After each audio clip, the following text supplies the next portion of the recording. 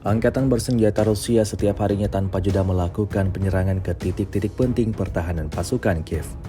Baru-baru ini di wilayah Ugledar, pasukan Rusia kembali membombardir area yang menjadi pijakan Angkatan bersenjata Ukraina di wilayah Ugledar.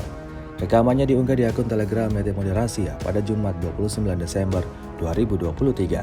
Dapat dilihat dalam rekaman bagaimana detik-detik sistem roket peluncuran ganda uragan dari kelompok pasukan Vostok menimbulkan kerusakan di posisi musuh yang terletak di 5 km dari garis kontak. Berkat bantuan pesawat tak berawak, para prajurit mengetahui titik-titik yang menjadi target utama dalam peluncuran rudal di arah ini. Seperti yang terlihat dalam rekaman, lebih dari 3 kali rudal mematikan diluncurkan ke titik pertahanan Ukraina. Akibatnya, kerugian baru mau tidak mau harus diterima Angkatan bersenjata Ukraina.